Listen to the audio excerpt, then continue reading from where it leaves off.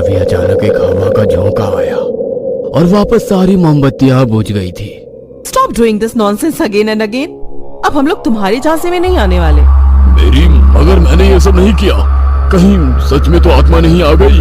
Very funny. मगर अब मैं तुम्हारी बातों में नहीं आने वाली। नहीं, मैं सच बोल रहा हूँ, मैंने कुछ नहीं किया। पीटर के बार बार बोलने के बावजूद भी किसी को पीटर की बात का यकीन नहीं होता और सब लोग ये आत्मा को बुलाकर उसे वापस भेजना भूल जाते हैं। आत्मा एक मास्क के अंदर रह जाती है। सभी लोग डांस करने लगते हैं और वापस अपने अपने मास्क पहन लेते हैं। जिस मास्क के अंदर आत्मा ने प्रवेश किया था वह मास्क मेरी की बेटी क्रिस्टल ने पहन लिया। मास्क पहनते ही उसे एक जोर का झटका लगा, मगर फिर सब कुछ भूलकर वो पार्टी एंजॉय करने लगी। अगले दिन जब मेरी लंच प्रिपेयर कर रही थी तो उसकी बेटी उसके पास जाकर खड़ी हो गई। वह अभी भी वो मास्क लगाए हुए थी।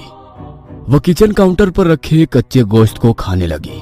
यह देख मेरी बहुत हैरानी से उसकी ओर देखने लगी, क्योंकि जो लड़की पका हुआ गोश्त खाने में भी नुकुर करती हो वो आज कच्चा गोश्त खा रही थी।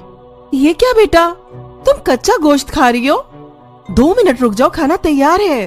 कहते हुए मेरी ने जैसे ही उसके हाथ में से कच्चा गोश्त लिया उसकी आंखें लाल हो गई। वह बड़ी बड़ी आंखों से उसे घूरने लगी। भारी आवाज में वो जोर से चिल्लाकर बोली, मुझे रोकने की हिम्मत कैसे हुई तुम्हारी? मुझे गोश्त बहुत पसंद है, आइंदा मुझे खाने से रोकना मत।